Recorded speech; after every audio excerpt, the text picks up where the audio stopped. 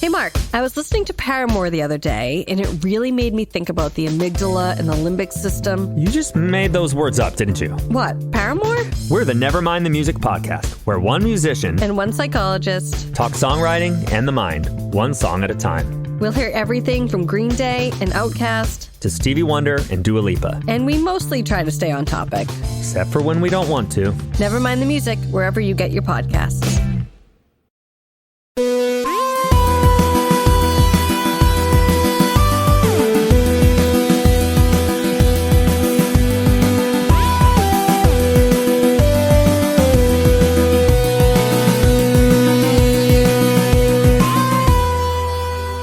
Welcome to the Sonic Screwcast, where the Lorehounds, your guides to all of time and space. I'm John, the man who sees something over your shoulder.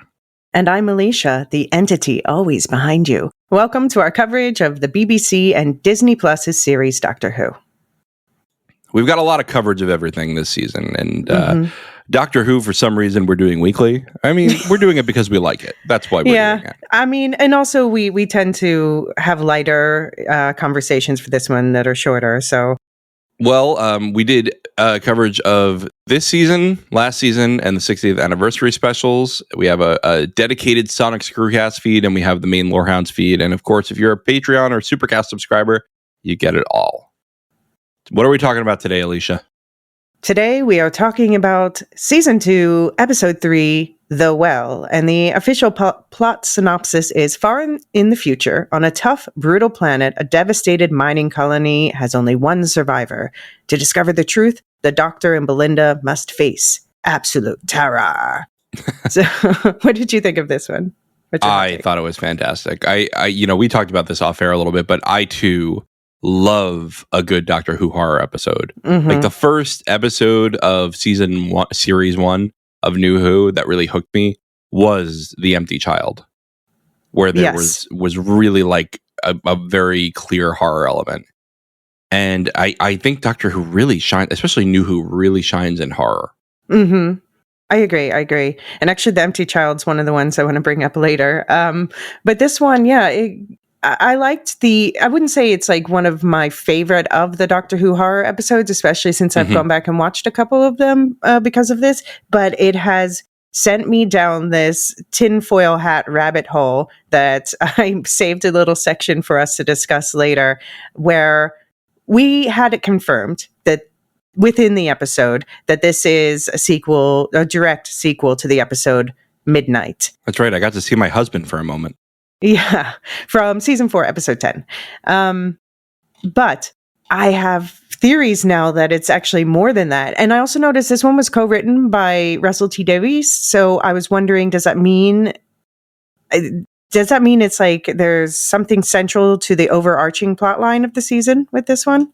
It's a good question. Or it could have been like, hey, Russ, what did you do during Midnight? And how can I be consistent with that? I don't know. I have no idea. Yeah, maybe that's true. Yeah, that is a good point, because he wrote the first one. Maybe he gets credit for this as well. Yeah, because it's sort of an extension of it. They even play a little tiny clip of it. True. Yeah, where you get to see your Phoebe.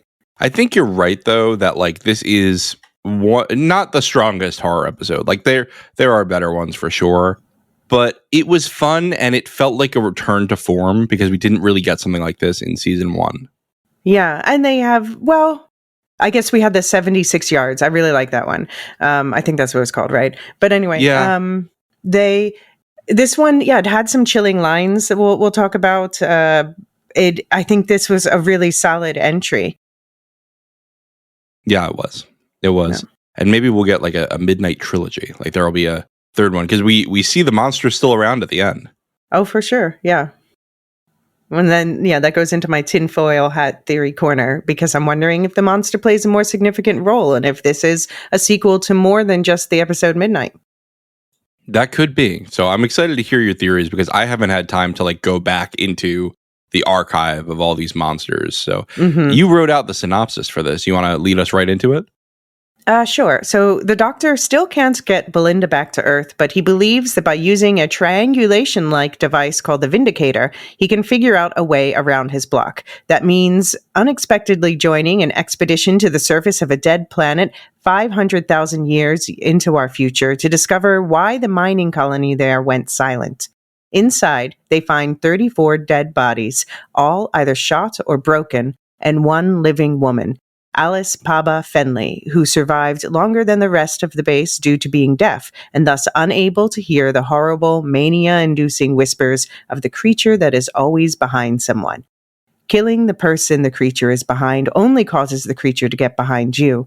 And despite the doctor's usual outside-the-box thinking, they can't shake this barely glimpsed being. And they end up losing half the group until the expedition leader, Shia Costelian, decides to kill Belinda, the latest character who's being haunted, just enough to let the creature go, but not too much that the doctor can't revive her. She's only mostly dead. Exactly what I thought. Shia throws herself back down the well the creature crawled out of, and the rest of the group seems in the clear until, at the very end, after the doctor and Belinda have left, expedition member Mo notices a colleague back on their ship, looking very nervously over her shoulder.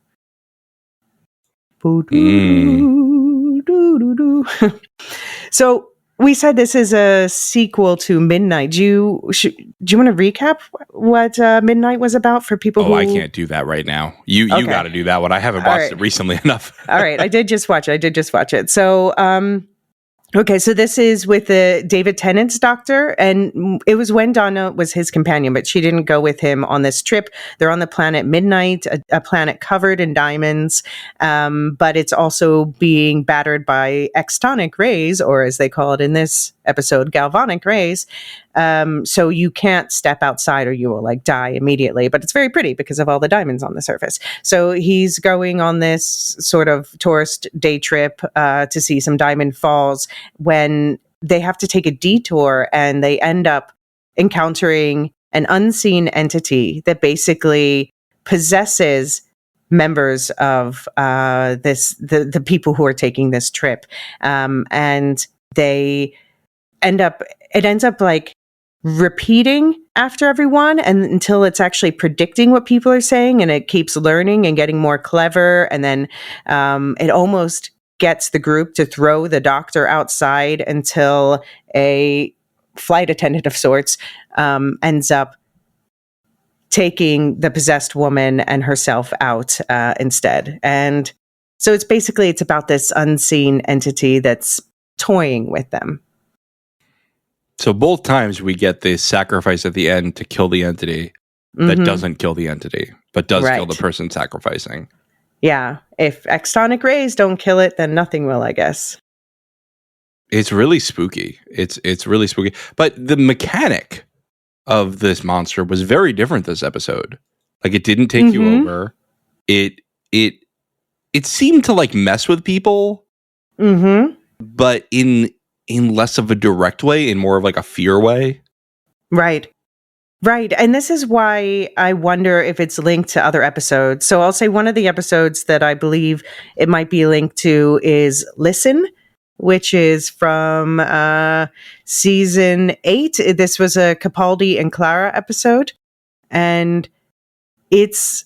Okay, so Listen was written by Moffat, by the way, but it's also about an unseen entity where the doctor, and in this episode that we're talking about now, the doctor says over and over, listen this, listen that. Could be nothing, could be a wink and a nod to us, but within Listen, they talk about this unseen entity, although you get a glimpse of something kind of grayish behind one of the characters at one point. And they say you always feel the breath of something close behind you on your neck. And it also involves visiting the last planet at the end of time. So I have a theory about Wild Blue Yonder, which was the second 60th anniversary episode where they visit the edge of space and accidentally invite entities in from the void. So I'm wondering if these are all these same kind of entities, and maybe they're tricksters playing with them, linked to the Pantheon. I like it. I like it. There's something there, and you also had the Suka. What is his name? Sutek. Thank you. Thank you, Brain, for finally working. Sutek dragged to the end of time too. So I wonder if there's some coordination happening.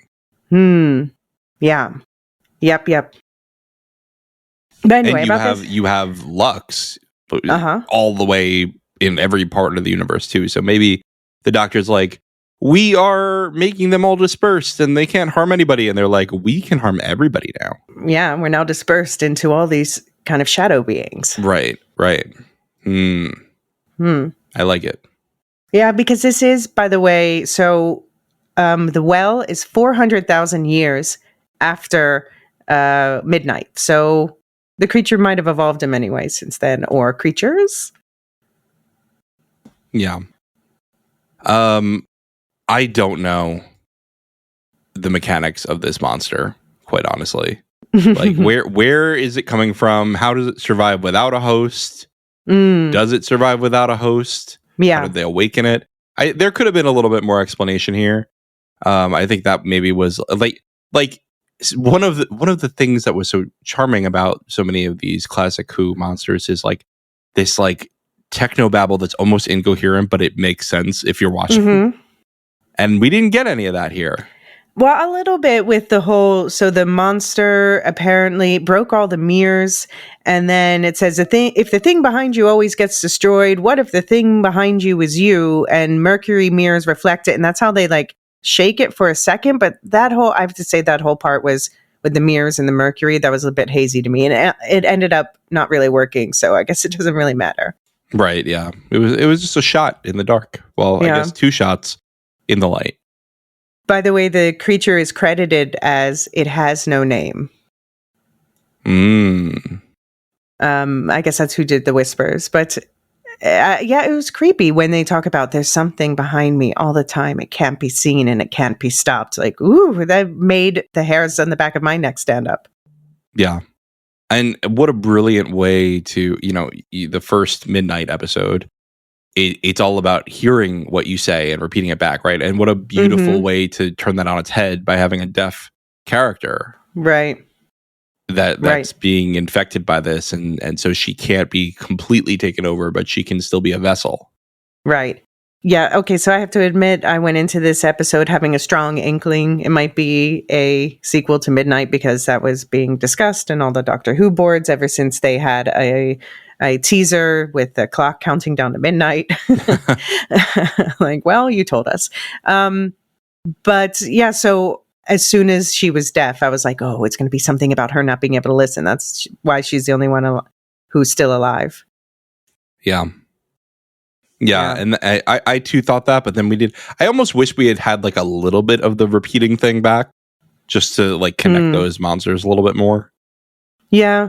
I mean, I guess he said something came out of the well and they said it was laughing. And then the Doctor is talking about when he's like, oh, when I was on Midnight, I remember it was toying with me, so it's sort of, it's an entity that's playing with him somehow, a trickster. Yeah. A trickster, by the way, is one of the Pantheon members who. But it's actually just Neil Patrick Harris again. He's just going to pop out of the well.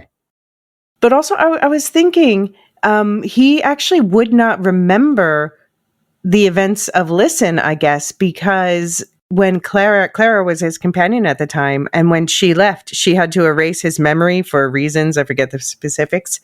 So he wouldn't remember, right? His adventures with her?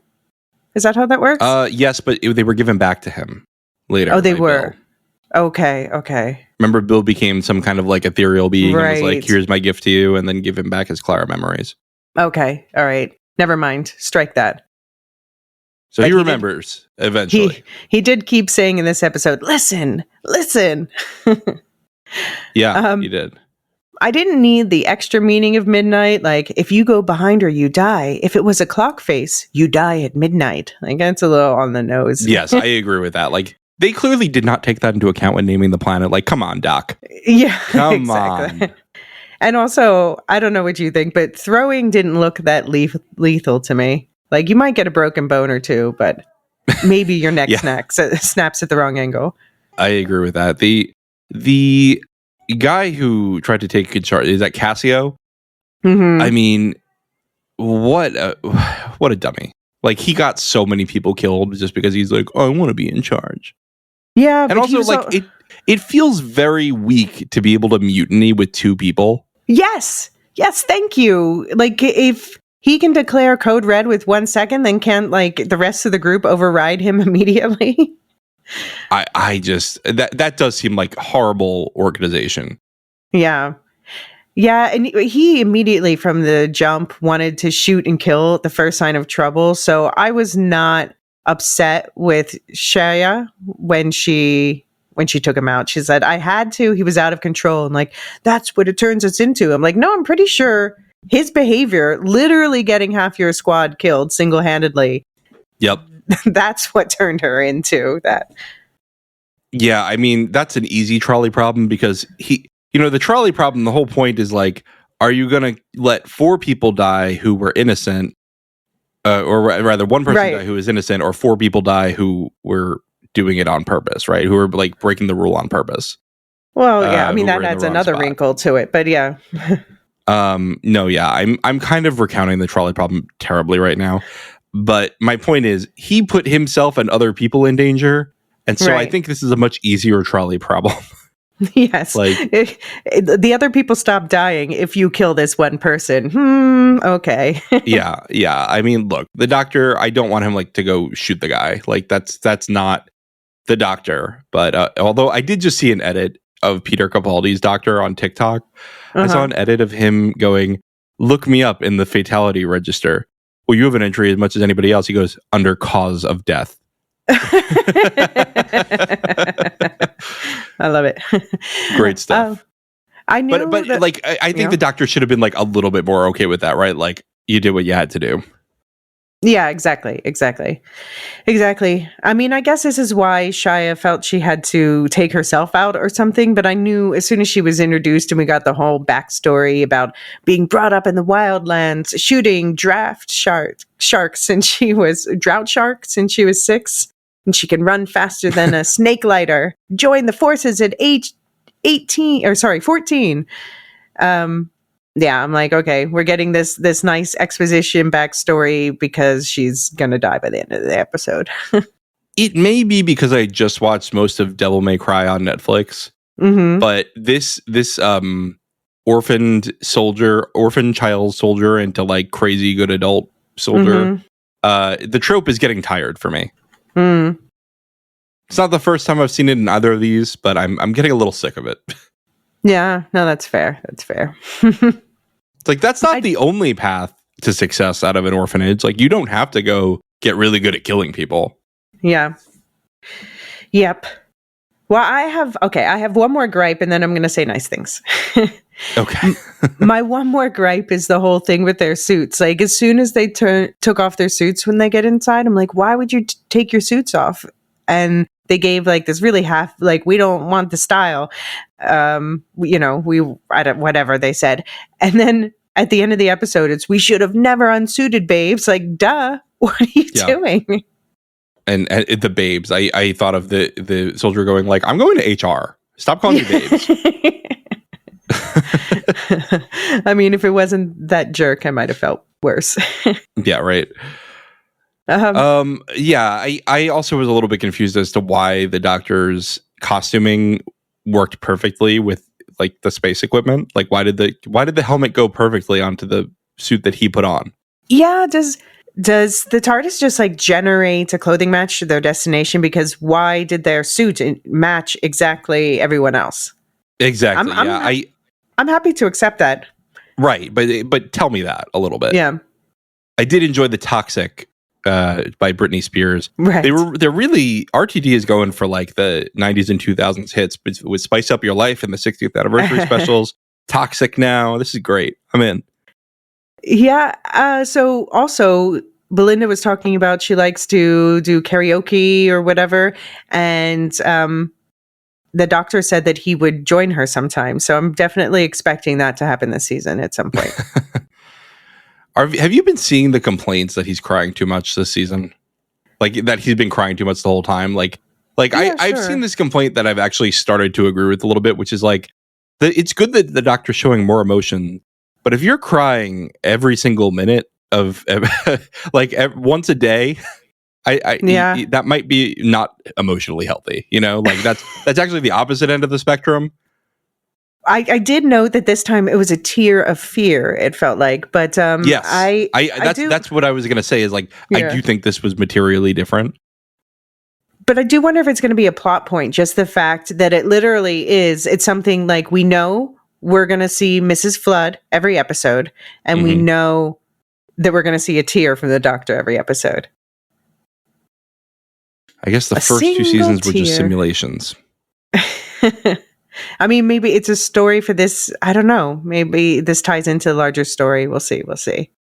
Maybe. I did like at the beginning how I thought it was charming, like the banter. I feel like the doctor and Belinda are a really good match, and I'm looking forward to more from them, but also just the way they kind of team up against other people. Like, is this a test? Yes. And that was a great way to set up an exposition dump, Yes, it's a test. We need you to tell us all of the details about your mission in this planet and blah, blah, blah.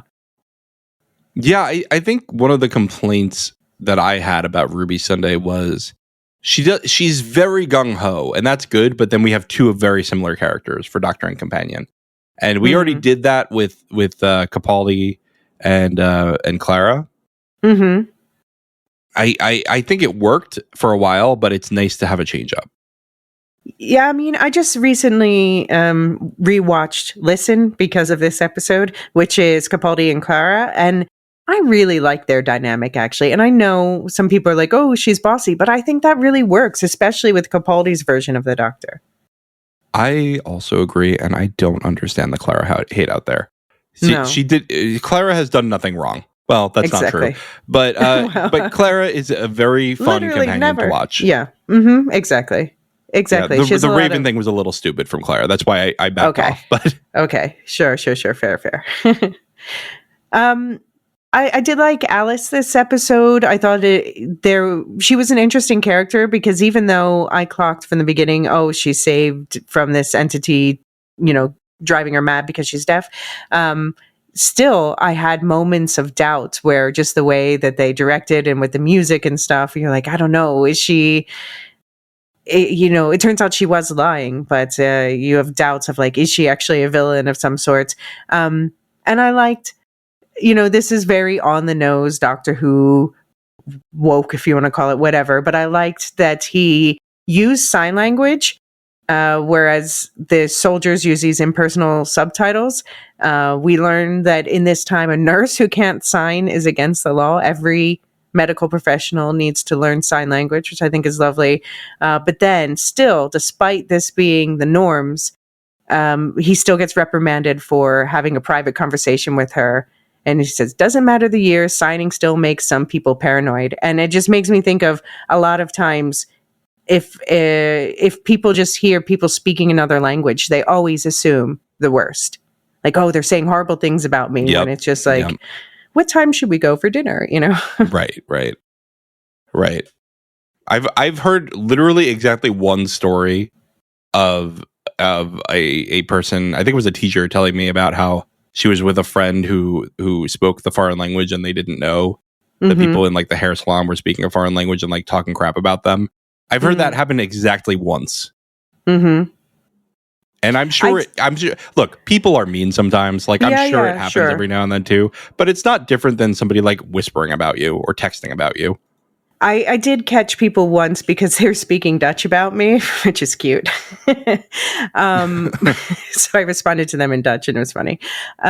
But for the most part, it's like I remember I have someone with me who was like visiting from the US, and we were just walking down the street and an older man walked by in like a grumpy older man way. He just said, Goedemorgen. And she's like, what was that? Like, he just said good morning. But it was just a paranoia. It's very guttural. That does sound, every time I read something, I hear something in German, I'm like, that sounds like you're very angry at me. But you're not. I know you're not. It's okay. There's just a lot of phlegm there. I mean, yeah, it's a wet climate. What can we do? but yeah, I mean, really, they got me not only with like a little chills this episode though, but they did get me with the emotion. Like at one point, they turned their backs to talk about her, which I was like, that's awful. And the actress is quite good. She's like, don't turn your back on me, please. Like, oh, she really touched me with that. I thought that was great. I mean, because you'll often see people with disabilities portrayed in more of like a helpless way in media. Mm-hmm. And this is someone who is absolutely not helpless. This is a person with agency. This is a person who saved herself from being attacked and ends up going back to her children and her family because she had the will to survive. And I like that her deafness saved her, because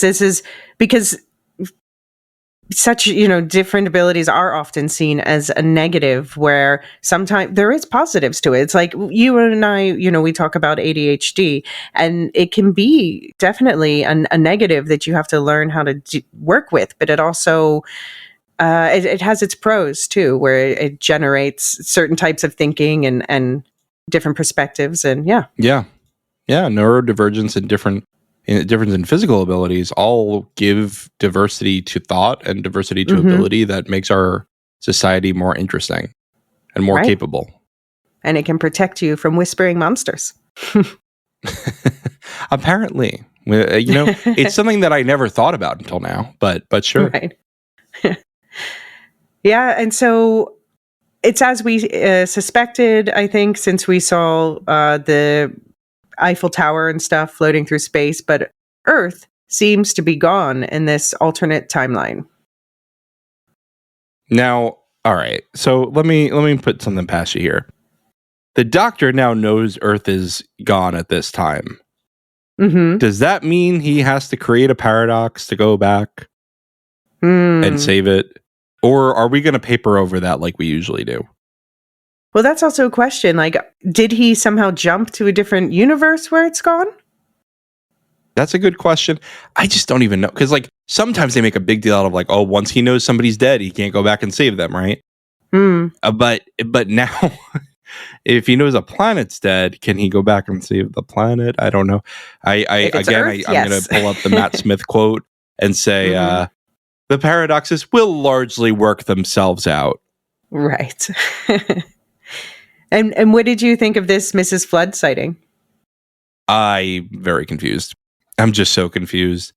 I want to know. I think it's been long enough that if they don't tell us this season, I'm going to be screaming at my TV. I mean, they have to. They're setting that up as like, and I think we're going to find out on the penultimate episode, because that was the day she said the show is over. Oh, right. Okay.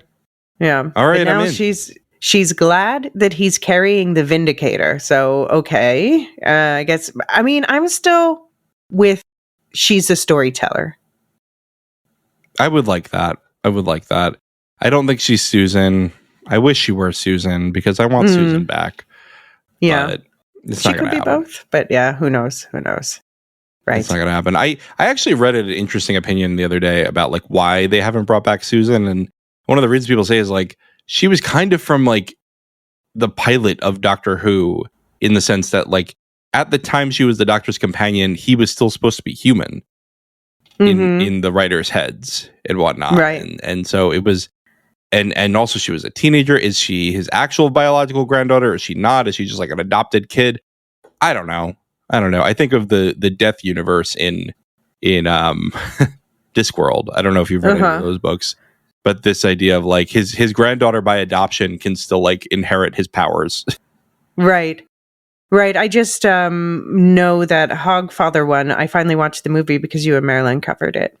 Okay. Well, she was in that. Susan was in Yes, that. Exactly. That was Michelle. The other Susan. Yeah. Right. All right, Elysia, before you put on your tinfoil hat, you want to take a break? Let's do it.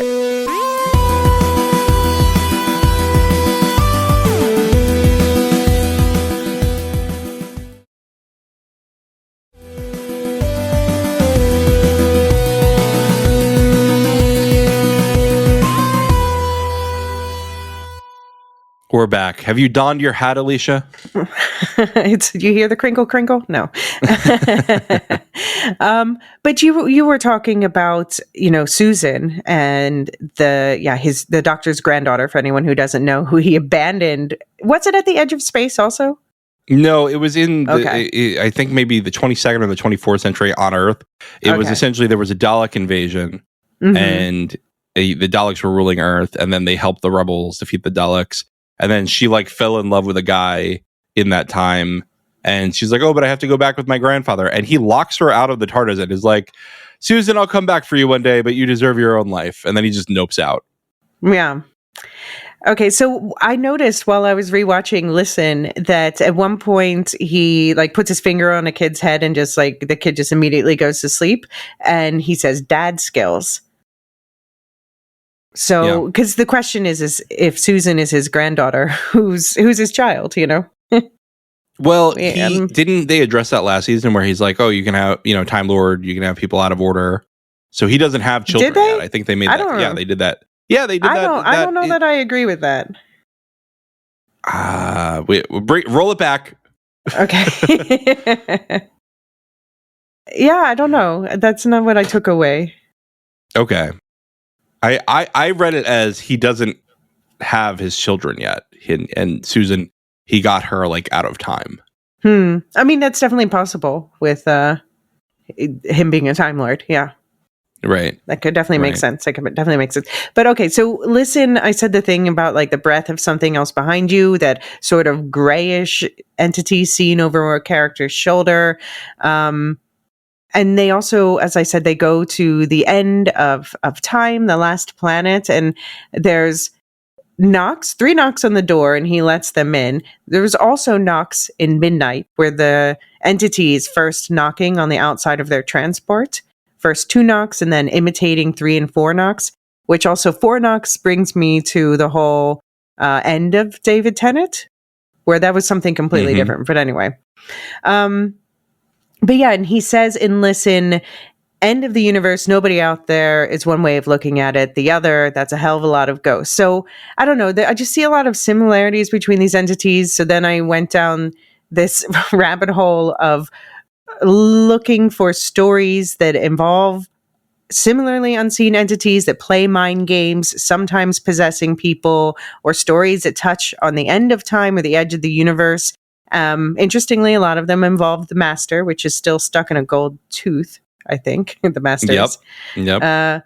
So I don't know. I'm going to run some by you and see what you think. So there's Listen and Wild Blue Yonder are 2, because Wild Blue Yonder, that was again, he and Donna get possessed or copycatted. Yeah. By these entities. Yeah. You brought up the empty child? Yes. The empty child, where the alien medical entity is trying to heal a dead child and puts the gas mask on everybody, learns how to heal based on this dead child with the gas mask. So turning everybody into zombies, basically. Yeah. I mean, maybe that one's a stretch. That's a season 1 episode, by the way. But yeah, I'm not sure about that one. Because that's a medical, right? That was eventually helpful, right? It did end. Yeah. It actually ended up healing everybody because of love. Yeah. I mean, maybe accident. But anyway, there's also the Unquiet Dead from season 1, where there's this Gelth entity that possesses dead bodies. Mm-hmm. There's some Amy Pond stories that are interesting, like Night Terrors, where there's these menacingly playful dolls. They're haunted dolls torturing them. In Silence in the Library and Forest of the Dead in the season 4 in the Donna era, there's something called the Vashta Narada lurking in the dark. My favorite villain. One of them. Yeah. But it's another one that's a shadow entity, even though it's kind of also a nano creature. But and that's another one where David Tennant's doctor goes, look me up. Yeah. I love when the doctor pulls rank. Yeah, exactly. He's like, do you know who I am? Because the rest of the universe does. I've been around, babes. Babes. The Waters of Mars, there's the flood entity that possesses people when they take it in. I don't know. Some of these are stretches, but I'm going to be rewatching all of these episodes. Also, Utopia, which is with the season 3 10th Doctor and Martha, End of the Universe. There's the Master is there in that one. Jack Harkness is there, a bunch of enemies of the Doctor. And then I went down a rabbit hole of thinking, what if the song contest episode is where Jonathan Groff returns because he can sing in real life? We need Rogue back. That was a great character. Yeah, and I don't think we're getting Jack Harkness back at this point, and nor would he be age appropriate with the Doctor anyway. Yeah. But well, also, I mean, yeah. There's real life John Barrowman reasons he might not come back, but I did like the character, and I would be okay with it being like thousands of years later in his lifetime, and he's like, "Oh, hey, Doc." Yeah, because he does age. We know he ages. Sure. Yeah, just very slowly. Yeah, I wouldn't mind having. I don't really know. I know there's stuff around him, but I don't really know what it is. But he always. I don't know. I don't want to say anything. It's icky, but it's like mid-tier on the icky scale, I'll say. Okay. Yeah, but I would also like to see him back. I was always a fan. And by the way, they've also had him back since those allegations. Okay. In the 13th Doctor's era.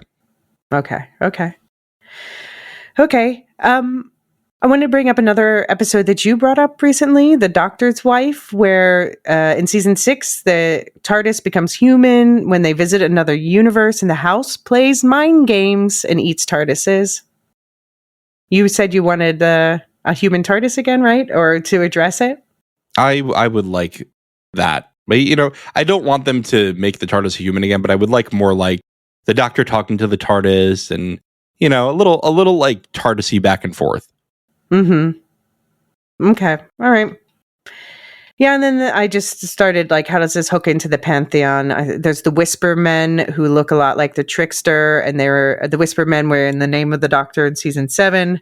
Also in Classic Who, they name dropped last season the Mara, these like possessing snake spirits as a member of the Pantheon, and they were from Classic Who season 19. So I think there's we'll see if this develops, but this is going to be my watch list over the next, season.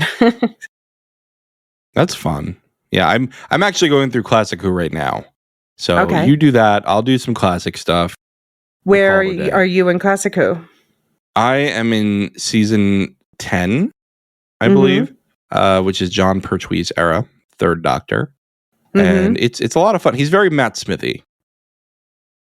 He's got a little bit of energy, but he dresses like a magician, and he's very sassy. And he's stranded on Earth because I think it's actually because they had budget cuts. So they stranded him on Earth so they wouldn't have to do other planets for a while. Yeah. Someday I'll start at the beginning of Classic Who, but for now, I'm at least going to watch that one with the Mara, kinda, from season 19. Nice. Yeah, I have like 2 more seasons, and then I go into the guy everybody loves, Tom Baker. Yeah, I'm curious. I've never watched a Tom Baker episode, but people talk about him all the time. I watched the Pyramids of Mars last season in prep for the Sutek episode, and honestly, very good episode, and very good. Rather, the way they did it back then, it was serials, so it would be like 4 episodes to 6 episodes would be one story, and they were all like 25-minute episodes. Right. Oh, and by the way, we should say we're not in a fight with Ian, and that's we're not missing our Brit because of that. He just had a busy week, so. Right. Now you had me thinking of the stories I've watched with Classic Who, and trying to think if there were any like non entities, non-corporal, whatever, tricksters. I don't think so. I'm up to the Master at least. Oh, nice. I saw, I watched the first appearances of the Master, and it is amazing what kind of different budget they were dealing with than Star Trek at that time. Yeah. Oh my God. There's some monsters that make you go, whoo. I'm on this arc right now where there's like this horrendous looking alien that has like one eye, and then when it talks, it just talks like this. It's just like someone in a falsetto, and I was like, what is happening? in the arc where the Master first appears, they literally fight a plastic chair at one point. Just like, oh, I'm being eaten by the plastic. Oh, it's so bad. All right, well, they walked so Mickey could run. Exactly.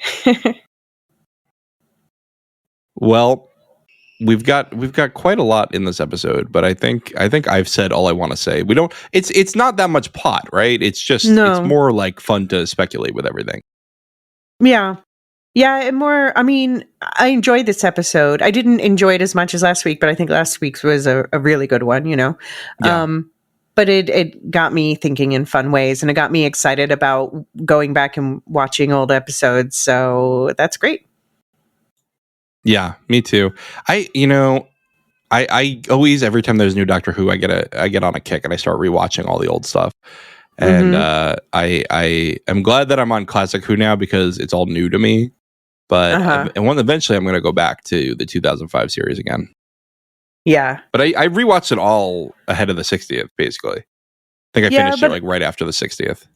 I'm usually not one to watch episodes out of order, but I just started doing that recently, and I find it works just fine. Like every once in a while, I'm like, oh, wait, Rose popped up, and then I look it up. I'm like, oh, right, that was right before this plot arc. Okay.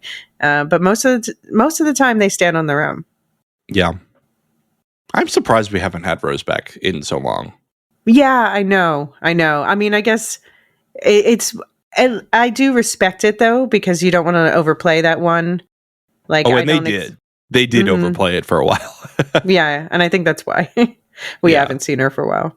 Yeah, the 50th might have been like a little bit too far. Mm-hmm. Like having her appear for the War Doctor, you're like, that doesn't really But speaking of Clara, I'd love to see Clara back with her diner flying through the sky. Yeah. Well, if they don't cancel the show, maybe we'll get like a spin-off of them. Right. Yeah, that's what I'm going to be honest. I don't think Maisie Williams was the right cast for that role. Really? Why not? I don't love it. I just didn't love the performance. I didn't think it fit.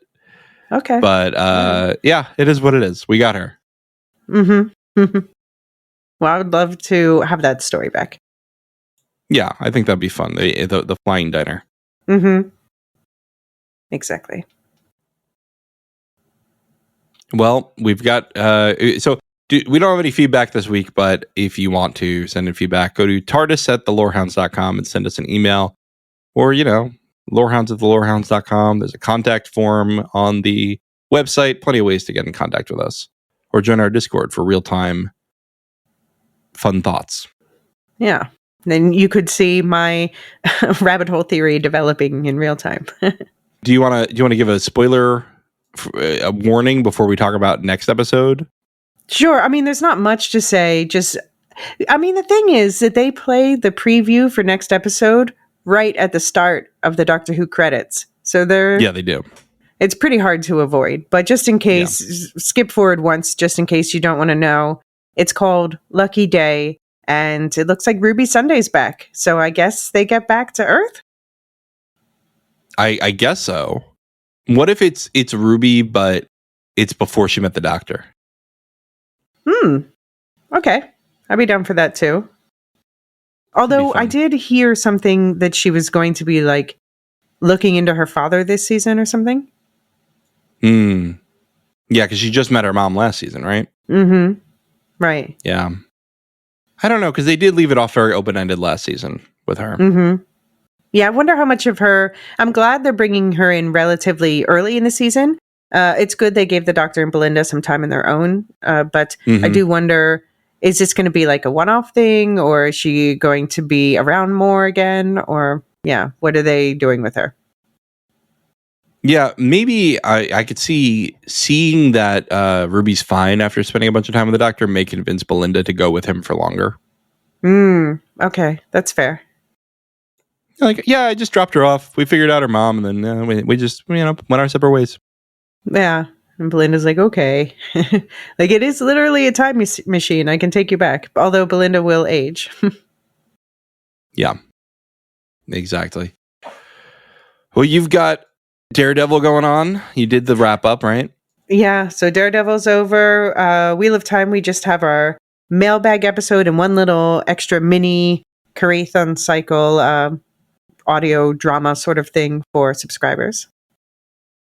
And The Last of Us and Andor are just starting, but Andor is going to fly by. I mean, like, we already did a week of coverage. We did that squadron style. That was a lot of fun. I honestly, like, this was a fun idea we had, and the execution is fire. Like, I'm listening to you and David's podcast, and great stuff. And if you've heard Ian last week on the Doctor Who pod, and you want to hear more of Elysia and Ian, listen to Andor episode 2. Right. Yeah, he's going to be my co-pilot 2 weeks in a row. Oh, that's right, because we had to sub in. Right. Yeah, I think that's the only repeat team up. There's a few. Oh, actually, no, Okay. You're right. Of just the same 2 people, yeah, I think you're right, actually. Yeah. Yeah, but so far the season's off to a great start with Andor and then The Last of Us. The thing happened. Well, I shouldn't say that. A thing happened in the last episode that a lot of people are talking about. I think that's fair. Yeah, okay. All right. So you can get all of that ad-free. You can get bonus episodes for a lot of this stuff on the Patreon or Supercast, the recurring subscription. We have season passes for Andor as well. Make sure you check out the affiliates. Can you tell us about the affiliates, Elysia? Sure. So we have Nevermind the Music, where psychology meets music, and they're always putting out regular episodes where you learn new things about the brain and about the breakdown of how songs are made. We have Radioactive Ramblings, which is, they've been doing Ghibli coverage, and I think they have some other things in the works too. Stay tuned there, especially animation fans. We have We'll Shift Dust we're going to be getting back into Dune right after Andor. And the Star Wars Canon Timeline podcast, I am releasing the Rebel Squadron radio extras for the Canon Padawan people, but also I have a bunch of other episodes planned and lined up for the Star Wars Canon Timeline podcast. We are still diving into the High Republic. And we have Rings and Rituals. I think they'll do season 2 soon of Rings of Power coverage. We have, sorry, I'm doing this off the top of my head. We have Properly Howard. I think they're going to start a new movie review season soon, something with Kevin Bacon, I think I heard David say. And who did I forget? Radioactive Ramblings? Did you do that? Yeah, I said that. Oh, you did do that, yeah. Well, sorry, whoever we forgot. And Severance. Oh, Severance is over. Severance is long gone. Yeah, it's only a month in the past. I wish it's long gone. So we figured out that they are releasing all this stuff on top of each other because to be qualified for the Emmys. But I wish they gave us time to linger in each of these shows. Like, I still want to be excited about Severance and the Wheel of Time and stuff, but nope, it's time to move on. I have purged my brain of so many things already this year. It's over. It's over. Severance, I haven't thought about in 2 weeks. There's still Wheel of Time is barely hanging on now. You have to do one more episode. I know, that's why it's barely hanging on. Otherwise, I would be purging that too for a minute. Fair. There's so much lore in all of these things. I need to keep my brain together. Yeah, I know. So I'm looking forward to a quieter May and June with maybe some murdering. We're going on a location. Are we? Okay. All right.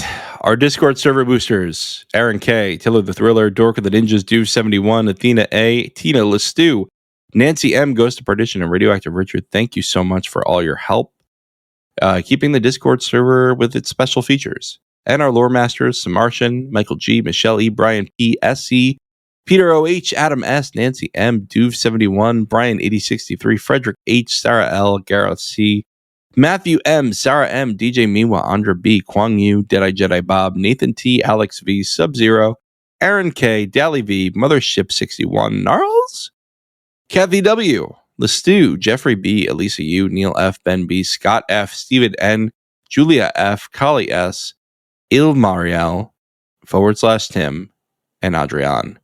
Thank you, everyone, for listening and supporting the show, whether you're a subscriber or not. And we'll see you for more Adventures in the TARDIS next week. Don't look behind you. The Lorehounds podcast is produced and published by The Lorehounds. You can send questions and feedback and voicemails at thelorehounds.com/contact. Get early and ad-free access to all Lorehounds podcasts at patreon.com/thelorehounds. Any opinions stated are ours personally and do not reflect the opinion of or belong to any employers or other entities. Thanks for listening. Hey, Mark, I was listening to Paramore the other day, and it really made me think about the amygdala and the limbic system. You just made those words up, didn't you? What, Paramore? We're the Nevermind the Music podcast, where one musician And one psychologist talk songwriting and the mind, one song at a time. We'll hear everything from Green Day and Outkast To Stevie Wonder and Dua Lipa. and we mostly try to stay on topic. Except for when we don't want to. Never mind the music, wherever you get your podcasts.